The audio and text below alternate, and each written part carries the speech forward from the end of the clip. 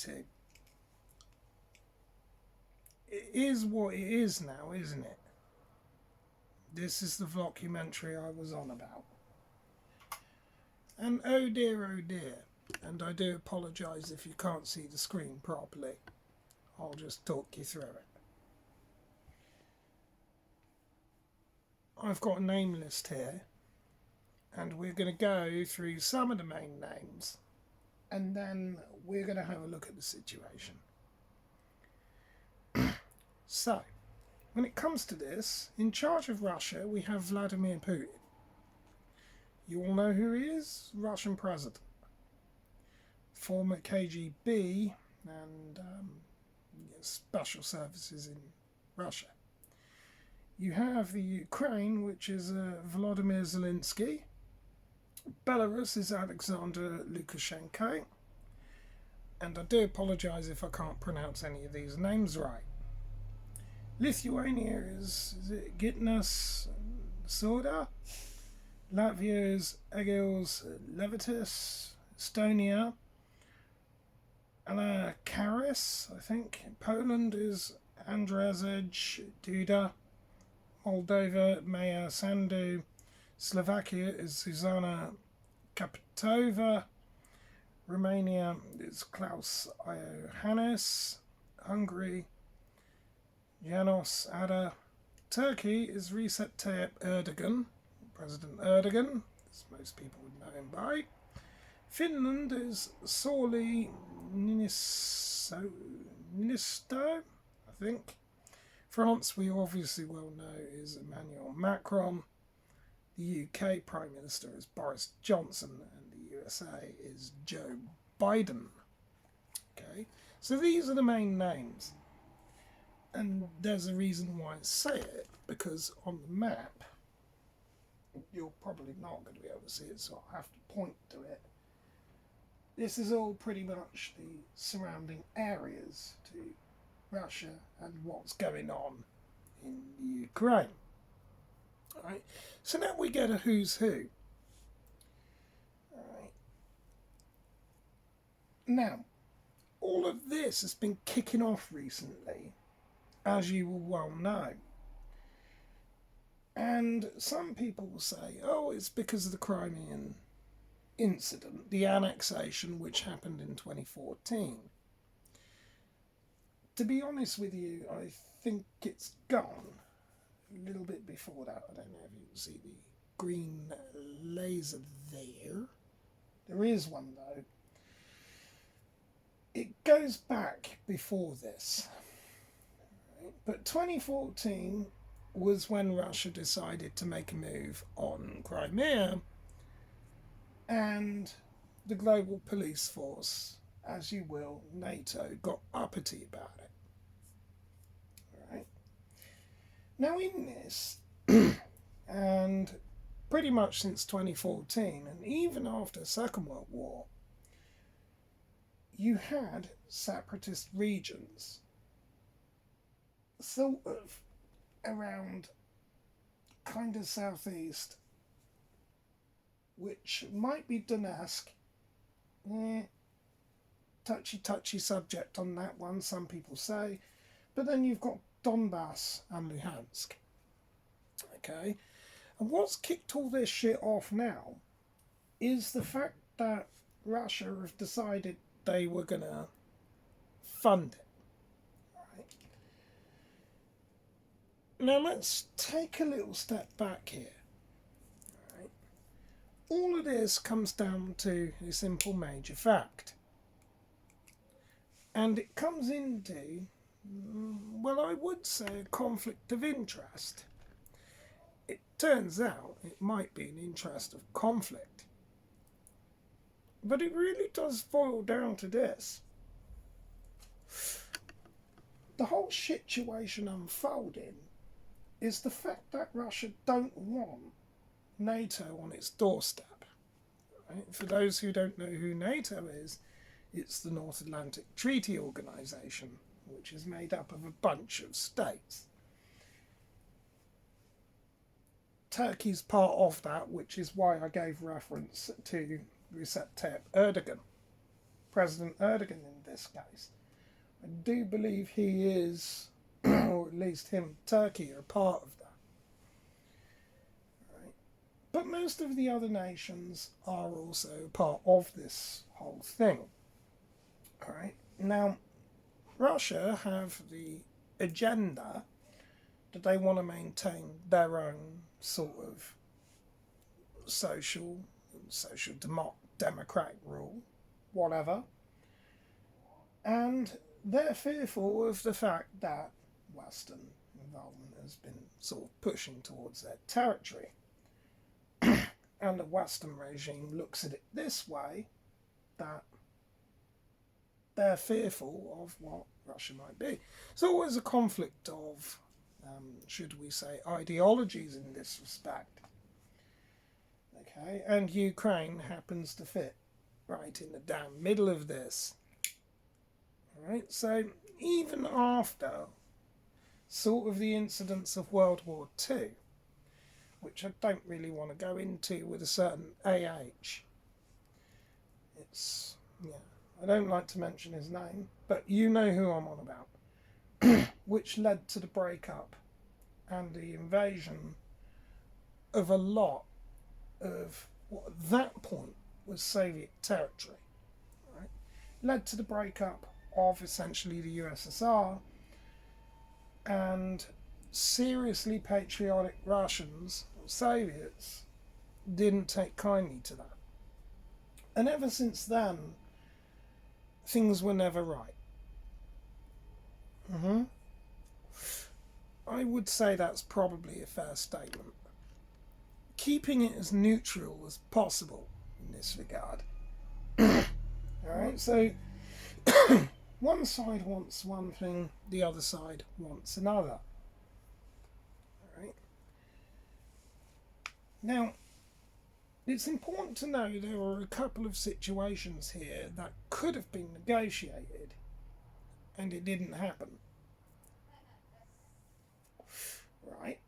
Well, Russia didn't want the Ukraine getting involved with NATO out of the fear of, again, Western involvement on their doorstep. NATO similarly didn't want Russia making any sort of moves. Right? So we had something called diplomacy, right? Well, I guess that in the end got thrown by the wayside because it wasn't happening. So, essentially, what happened was Russia leaned on Belarus, right, and said, well, okay, Alexander, Mr. Lukashenko, are you with us or what's going on here? Right? And again, recently with the immigration crisis, you saw what happened. Well, it was obvious. Belarus wanted to start pushing people in toward Poland. So there was a lot of political tensions there. Right? People clash. Ideologies clash, and this is what happened. And people got caught up in it. Right. Now, it's worth noting on this one that the US and the UK were previously involved in incidences sort of towards Afghanistan and the whole Iraq crisis. Okay? And I think that somewhat scared Russia.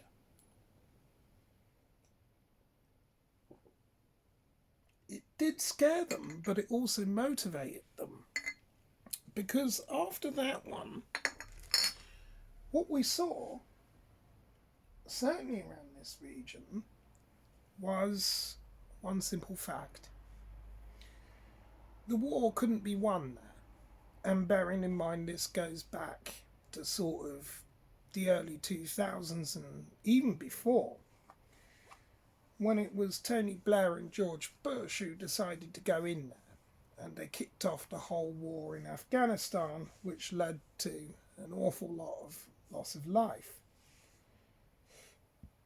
a war which turned out to be completely bloody pointless because the people who they were trying to defeat now subsequently end up pretty much in power.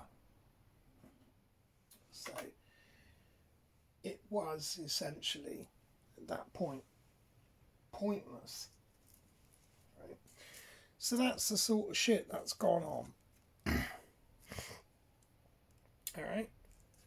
But it's important to know that there's a lot of other crap that's going off in the world which we might touch upon later. Right? But let's focus for what's going on now that we know the who's who and the why's why and the what's what. So let's get to it. Alright, let's go. Alright, cool. So now that, as we said, we know the who's who and the why's why and what the hell is kicking all this off, let's look at a couple of interesting facts and then we'll pause out and discuss what I think will happen. Right. One interesting fact that I've noticed is after a major disease outbreak, and I mean like COVID and things like before it, there's usually been a global conflict shortly after.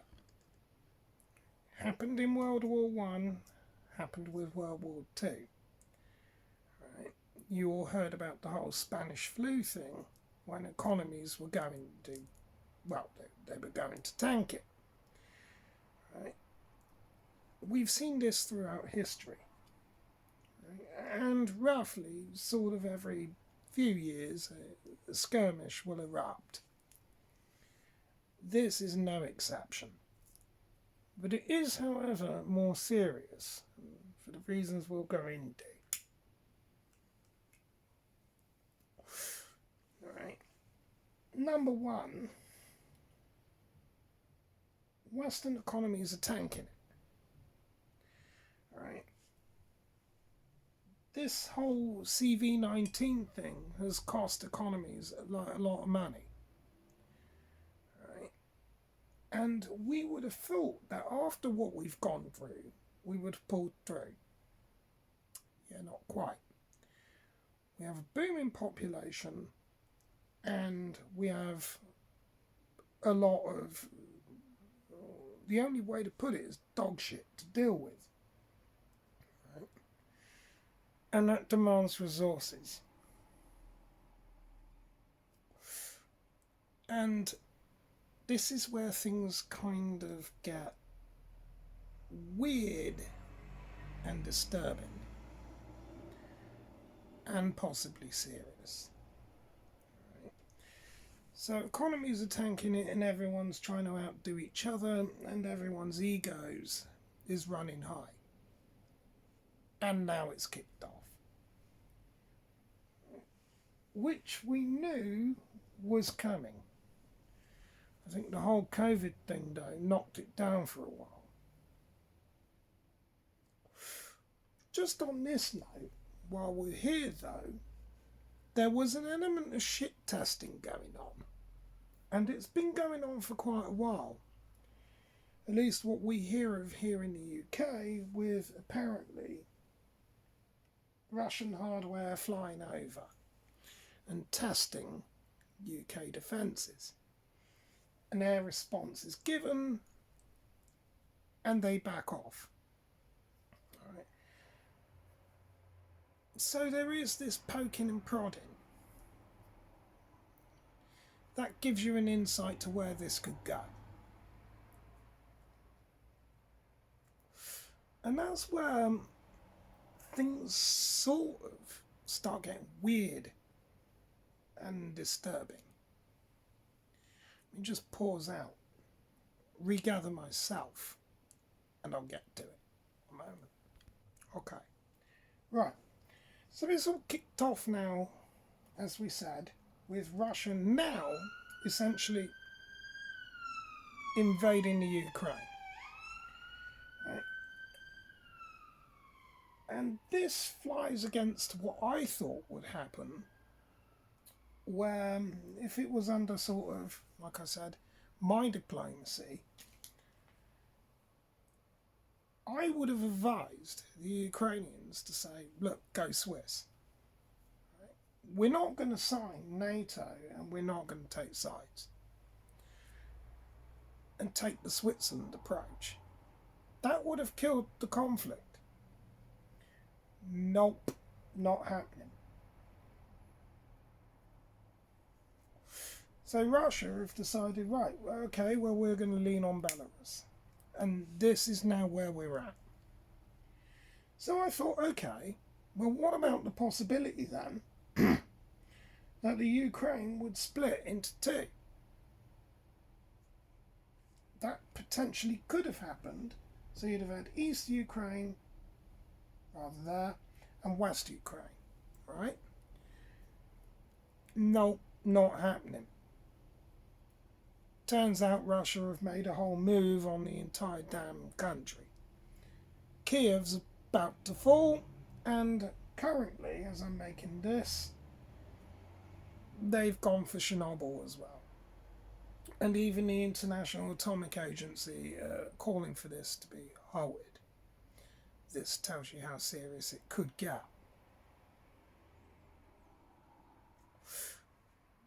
Well, unfortunately, it's worse. It's a hell of a lot worse, and you'll notice that I mentioned certain names here to do with Emmanuel Macron, Boris Johnson, and Joe Biden.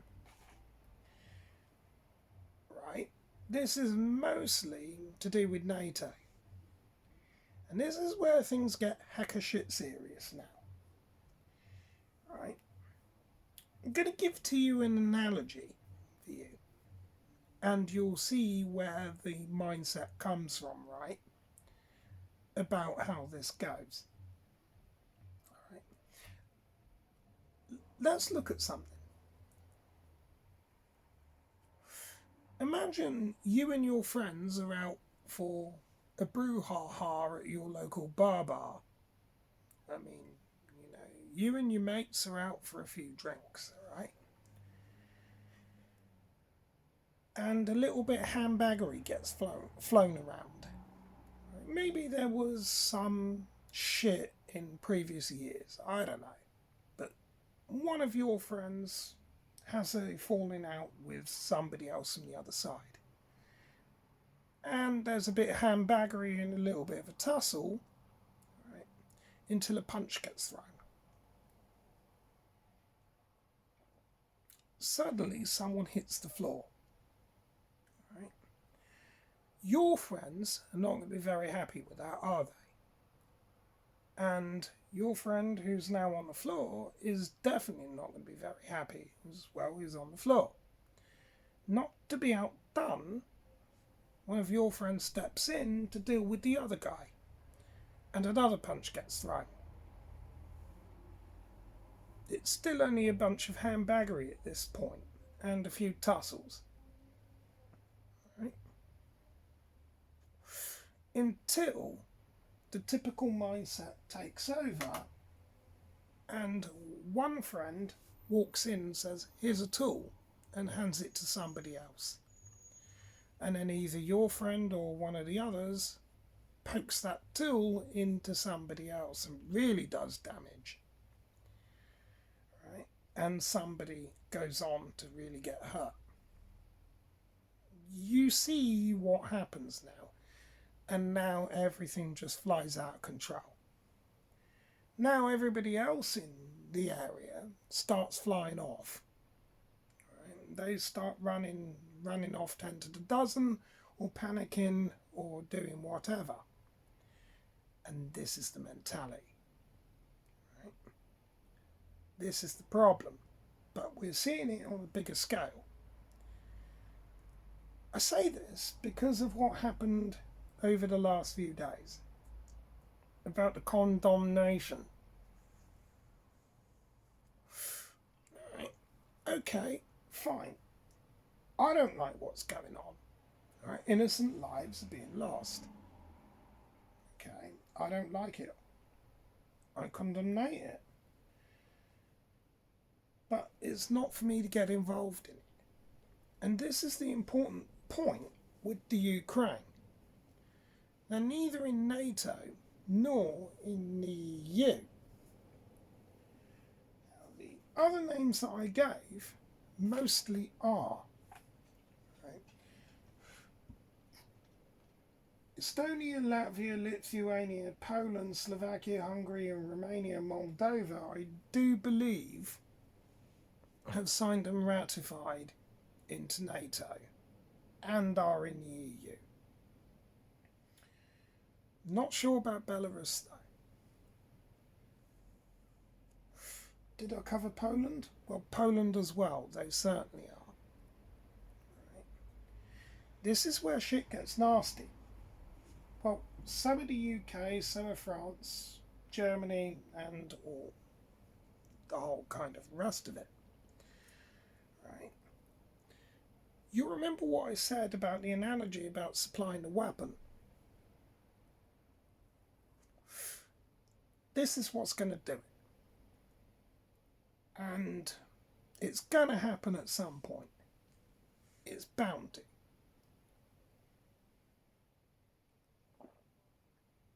I condemnate what's going on. Right? It's condemnation. But that doesn't mean to say that I need to fight that war. I've got no business in it.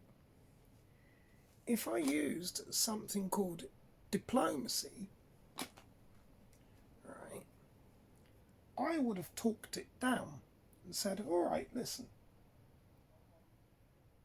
let's put it down to a referendum in the country. If we have to demarcate zone that, we will do. That hasn't happened. Give Vladimir a reason to stand down and he would stand down. Similarly, Vladimir would say, if you're going to push us, we're going to push back. There's the game of tug of war, right? This is the interesting point.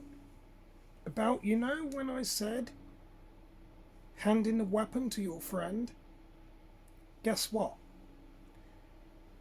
If you hand the weapon to your friend and your friend goes on to jibby-jabby somebody with that weapon, you're involved in it. You've brought yourself into that war by default. You've contributed to that effort. That's the point. UK didn't want to put boots on ground. Too aggressive. In the previous video I said, anybody stupid enough to take on Russia is going to be met with an immediate response, right? Well, congratulations then, genius. Whoever decided it was a good idea to equip the Ukraine with weapons, from a UK perspective, has just brought the damn country into that war. Whether you like it or not. You're invested in it. You're in it. Bottom line, that's it. You've supplied the tools that are gonna go up against Russia. Well done. And I'll tell you the reason why. Right. Every weapons that are manufactured, right, are easily traced. It's only going to take one piece of hardware to be shot down, one tank to be knocked out, or heaven forbid, the civilian or military personnel to be killed by a round or munition supplied from the UK. And if Russia find out about that, well, you've brought yourself into a war then, haven't you? By default. You supplied it. You can't deny it.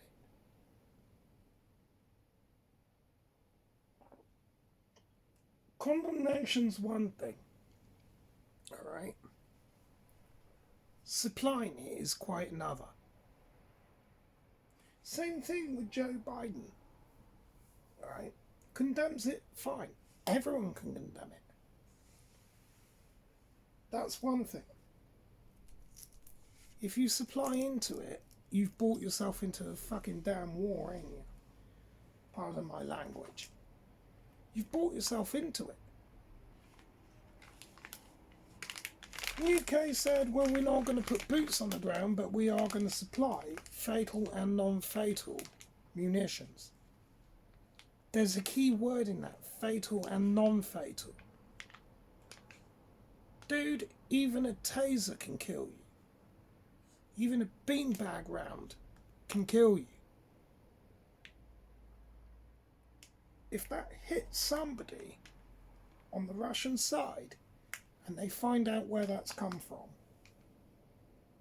you're in the war. Russia made that perfectly clear.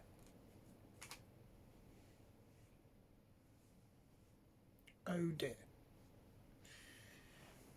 What's more alarming about this is the fact that China are awfully quiet.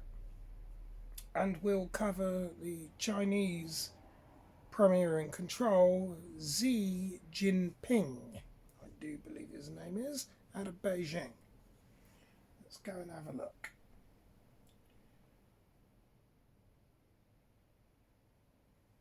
He's over here. Let's drop the anchor over on Beijing. Right. Now, he's been fiercely quiet at the moment. I haven't heard an awful lot coming out of Beijing. That's interesting. So all the crap going off over here, what's President Xi going to be thinking of? Well, all of a sudden now, might be looking at a run on Taiwan.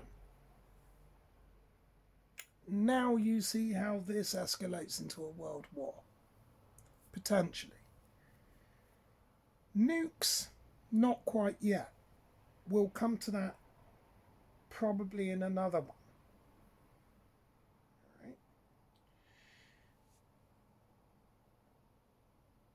But with what's going on, Xi Jinping could very well go for it. There's no way the USA can fight two fronts, nor can NATO for that matter.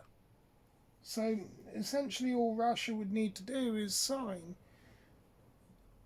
essentially the Triple Eastern Pact, which they could do, involving North Korea. Right. They could do, or they could just sign a double one and essentially bring in China into the war. China will make a run on Taiwan and also hit the other outlying areas. Do you believe you well?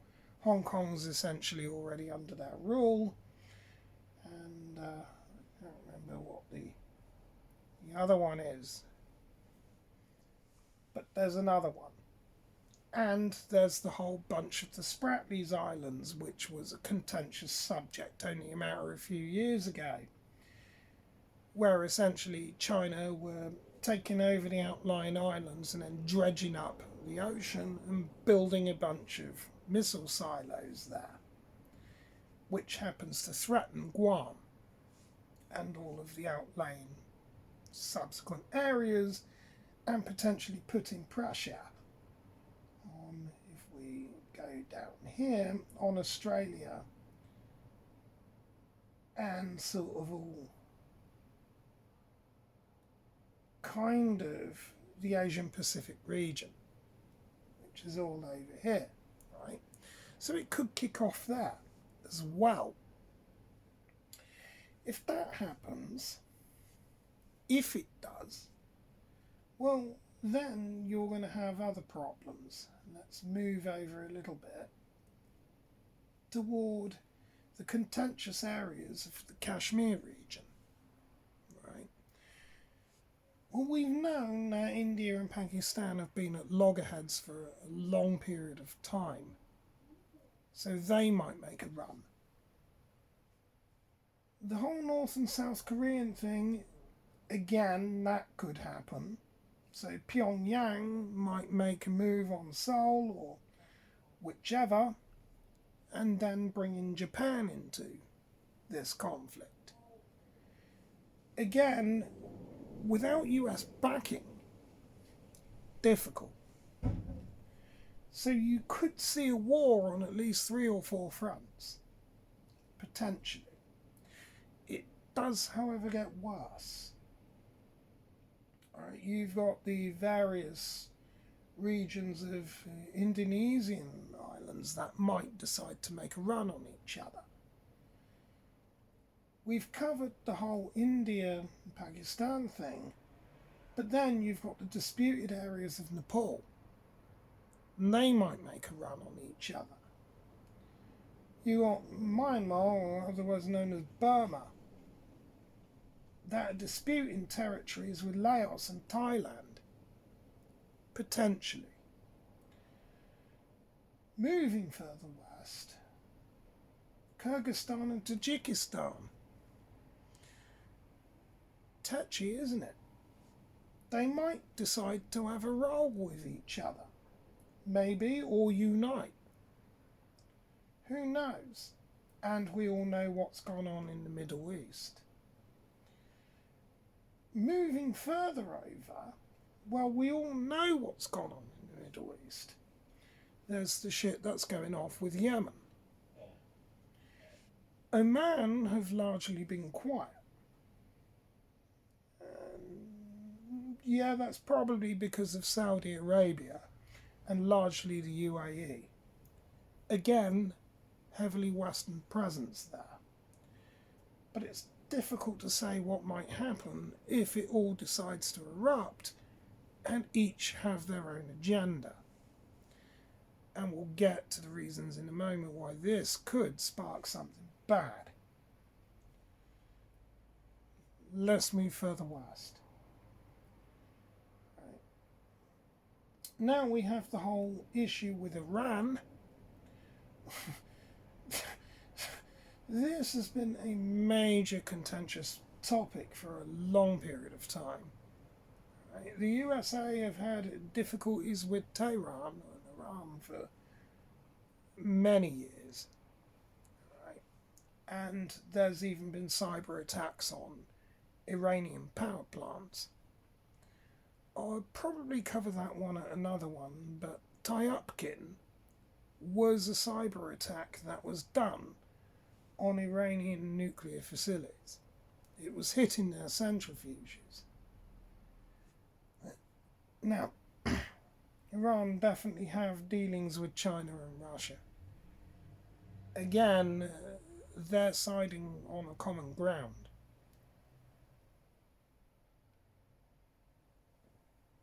So that could be a contentious point. We'll leave out Afghanistan for this one because essentially that's now under, well, Taliban control, I do believe, but don't quote me on that. So the war in Afghanistan at that point is null and void, but it still could erupt. It could do, and then obviously you've got your own rebels there and your own different sects and agendas that may or may not have something in mind. But let's focus on the big stuff. Right, so we'll move a little bit westward now towards Israel, because this is another major player. And these guys also speculatively have nukes. Now, we all well know the whole situation with Israel and Palestine. Very contentious subject. And again, it's difficult. And I'm not taking sides either way on it. It's not for me to say. That could kick off. It very well could do. So Tel Aviv might well decide that they want to have a run. don't know exactly what the capital is of Lebanon. I don't know that one. But it could erupt, which then brings Cairo and Egypt into it. And again, there's contentious subjects there. Before, they were subject to a lot of fighting, with certainly the Egyptian war.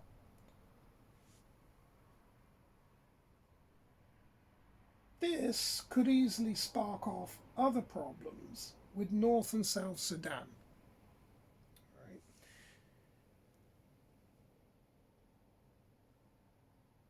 And the whole stuff with Khartoum, which was a humanitarian disaster in its own right. And the same thing with Ethiopia. Right? Sudan essentially broke up into two. Right? It was a glorified shit show, that one, and a horrendous loss of life. Again, the same thing with what's going on with Somalia and Somaliland, which is further over, and Ethiopia. This has all been largely within, say, the last, 100 years. Each of these could decide to have a run if they get inspired. Right? And believe you me, they're thinking of it. Which then starts to bring Kenya into it. It could do. The Congo, well, what was the DPRC, the Central African Republic, have been at war constantly for decades now. And again, with this, there's a lot of Chinese investment there. They might decide to erupt, should they get inspired by the lack of Western involvement. If they're too preoccupied with what's going on a European front and on an Asian front, the rest of these countries are going to absolutely erupt. I can promise you. This is where things get worse. So we'll move over. Libya, Tunisia and Algeria, touchy, involving Mali, Mauritania, Niger and Chad. They get along, but sort of. With this one though, there's such a major distance in terms of the Sahara Desert that an outright physical war might not necessarily erupt. But again, it's hard to say. It's difficult to say if they decide that they're going to take a stand against one democracy or another. They might follow the general consensus and start heading south. That potentially brings into South Africa and the whole Zimbabwean thing. That could kick off again. And even bring over Madagascar as well, and Tanzania. We saw that with the African War. Now, many years ago, you had I think it was the Voortrekkers that went for that one, and the Dutch colonists. A long time ago, but it could kick it off again and again with Indian and Chinese involvement. It might happen. Right. And now we start to bring ourselves back up into Europe. So sort of right to the top end of Europe, you've got the sort of Finland, Sweden, Norway. Well, they would obviously be on the European front, as we said. Iceland, I think, part of NATO. We all know what's going on with the USA and Canada, and we'll touch upon this in a bit. Mexico, that could be interesting. How they might join the war if such a thing was to unfold. There'd be certainly a run on the border though. And I think it might go a slightly different way. Here's what I think. Shit really starts to fly off. It'll be people in the US that try and push down into Mexico. There might be an element of, should we say, resentment there, and you could see an eruption on that border. And again, then, if that was the situation, that would bring in Belize, Guatemala, El Salvador, Honduras, Nicaragua, and Costa Rica. And they would start playing it off. The South Americas also might decide to have a go, but it depends. Right. So that's how it could all kick it off, and it inspires every region. But that doesn't really say that a world war will happen, because the whole world might be at war, but it's all isolated fighting, isn't it? Right? Right? Right again? No. Remember the analogy I said earlier on about your friend? When you handed him the tool and your friend went on and pokeyed and brought you into that war. Remember that one? Well, here's where the shit hits the fan. Because let's just say something did happen between maybe China and Taiwan. Right? So China take Taiwan. Australia gets scared and say, right, we're uniting with the USA. It could bring the Philippines into that and say, we might break up. If we don't want to get involved in this, we're going to get overrun. So we're going to have to pick a side. Right? Now shit gets serious. India, let's focus on these guys. They get bought into it. Right? By default, they have the whole situation with India, China, and India and Pakistan. They get bought into it, and they have a massive army. They'll pick a side, and it will probably be on the western side. Probably. Now you start to see how things happen. It could be then that Russia and China say, right, let's combine, let's make that marriage. We'll bring North Korea into it and we'll unite. All of these regions then begin to solidify in their own ways and make in their own effort and exchange their hardware and their money. Get it? Now you've got your world war. But we're still a long way off from the whole nuke thing, right? You remember that most people tend to think of World War III as involving nukes. Well, yeah, it could. But not yet. Not even at this point would it involve nukes. Right? It's only when one major side starts losing that has them or can get them, then the exchange begins. Alright?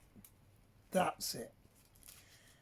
So in other words, let's just say, for example, on my theory or my scenario, whatever you want to call it, my tirade, that Russia losing Ukraine, alright, that doesn't result in a nuclear war, but it puts NATO on Russia's doorstep. Alright. the NATO would have then eyes on Belarus, and they'll probably get invaded. That's still not guaranteed a nuclear war. Not by any stretch of the imagination. Nowhere near. Right. Even in another case where the UK are found and the US are found to be supporting a war effort, isn't necessarily guaranteed, depending on how much territory and loss of life there is. In other words, it really does boil down to that.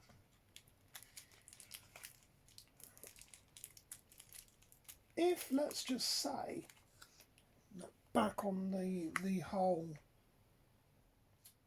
European incident, that this goes to a shit show, right? And it does get really bad.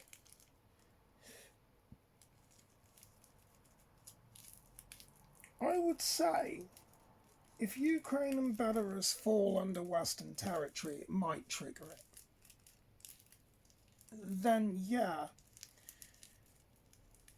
that might lead to what we would call preemptive missile strikes. Not necessarily nuclear, though. But then again, it all depends on what China do.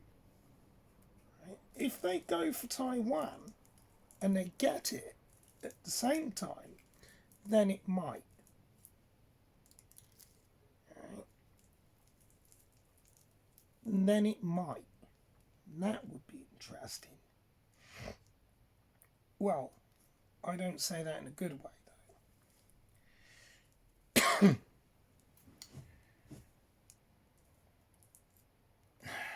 It just becomes so difficult when it comes to international politics, though. And at this point, we're only focusing on the conflicts. We're not focusing on other things that I'm going to cover. Try this one. Here's another thing that could spark it. Right. UK have decided they want to impose the sanctions on Russia. Right. Kicked them off the SWIFT payment system. Right. Now I know this. The SWIFT banking system is used in 200 countries by over 110,000 outlets. 110,000 individual SWIFT partners throughout 200 countries. Russia had just been kicked off it. Right. So in other words, Russia now can't fight the war effort financially. Here's another prospect then. They start trading with immediate partners and decide they're going to impart sanctions of their own. No more gas for Western Europe. Natural gas, that is, right? As in piped gas, not petrol, but natural gas, right? So sort of butane stuff, methane, the shit that goes through your central heating systems, right? Russia could easily do that.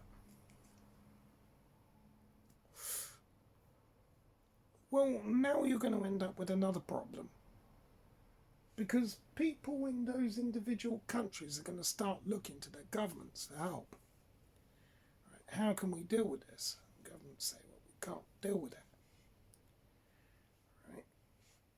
Do you honestly think that the whole of Europe want to risk a revolt against their own government? Of course not. But it could happen. Russia cut that supply, everybody's heating goes off. And a lot of people then can't cook. There's a lot of people then that can't get electricity. So sanctioning Russia, it's probably a dumb move.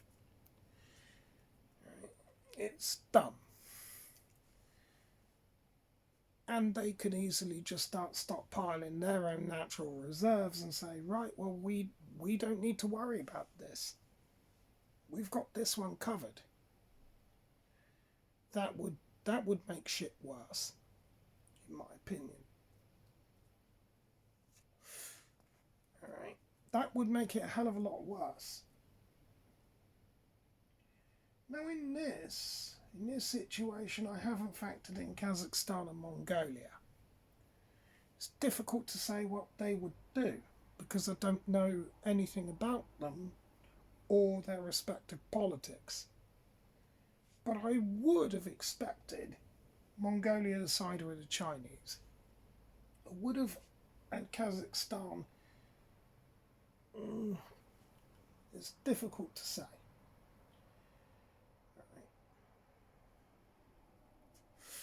Very, very difficult. But again, if you start imparting sanctions and you start behaving in that way and start cutting economies off, you're essentially going to war with them. So it is a very interesting footing that we are on. And it's kind of disturbing because if one nation then starts to buckle, that's when the biscuits get broken. When I mean biscuits, I don't mean of the good way. That's when the go codes get issued. Talking of that, just on this note,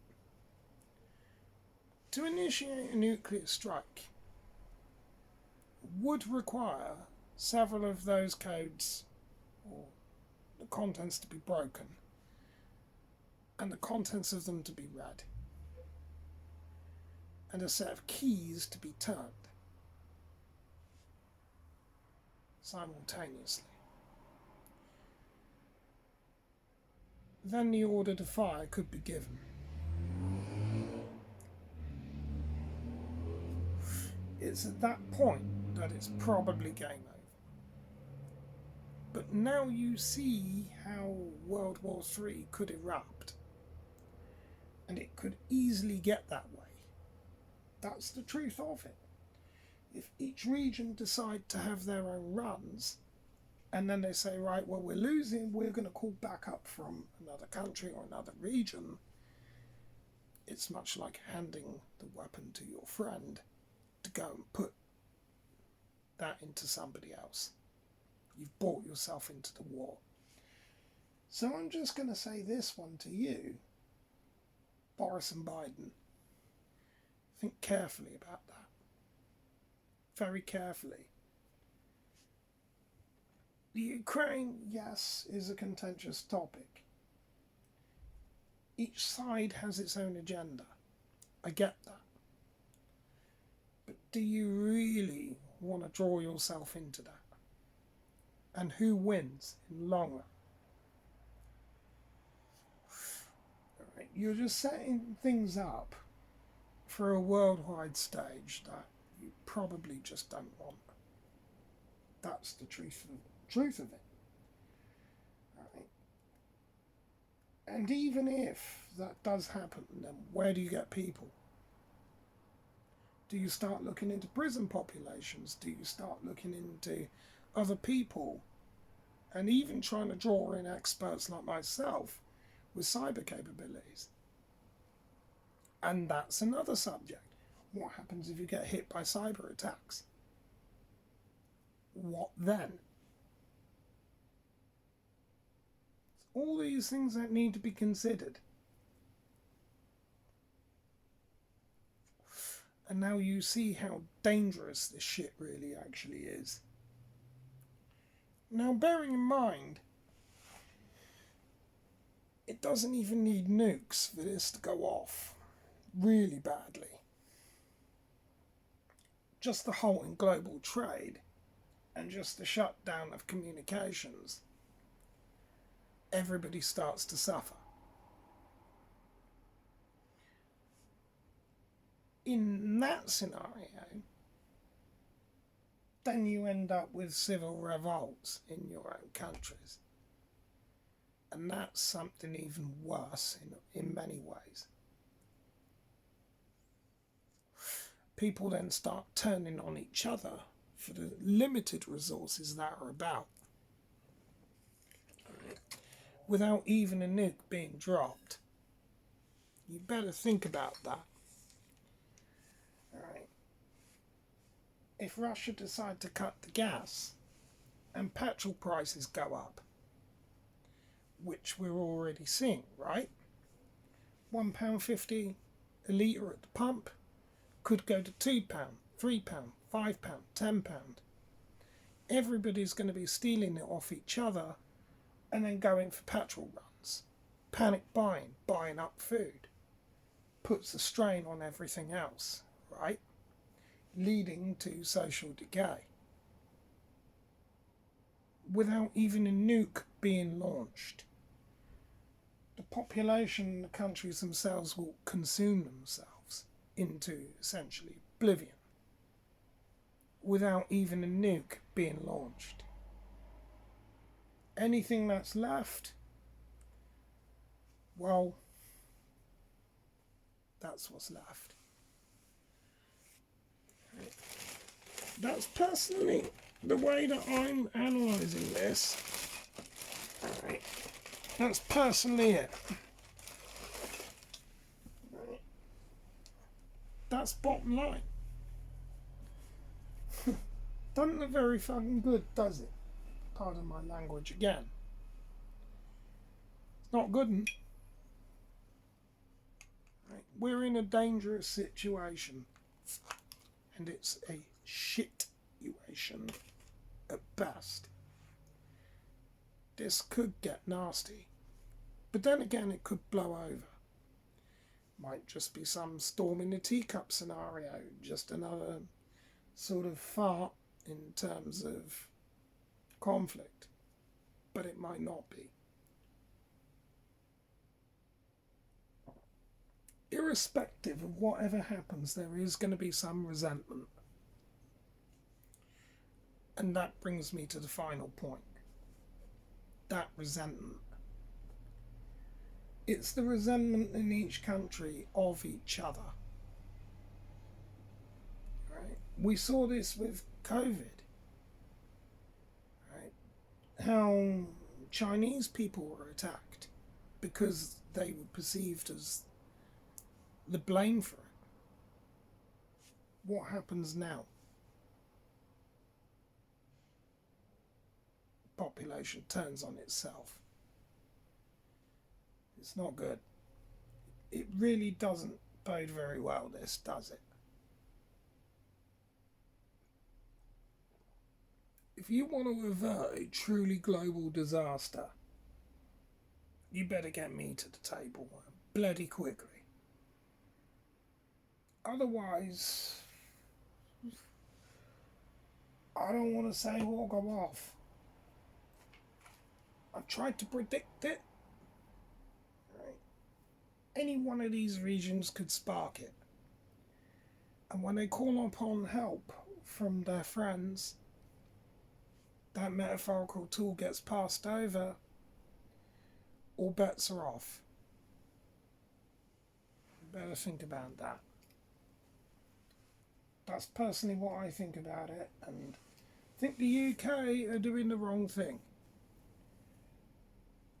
By poking material into the Ukraine, if it's arms, you're playing a dangerous game. As I said from the beginning, it only takes somebody else to get hit with that, and you've got problems. Probably more than you want to bargain for on that one. And I ain't about getting involved in it. Right. Equally, I don't really want to have to start wearing that thing. Might not have a choice. That decision could get taken away from me very quickly. Just on another note, if things were to go nuclear, well, Nah, there's probably nowhere safe. Probably. Depends. Science says not. Who knows? But that's one to think about for you. And this is part one of a many-part series about potential World War III and how it could kick off. Think about that. Catch you soon in the next one. Stay safe. And yeah, consider it. See you in the next one. Bye.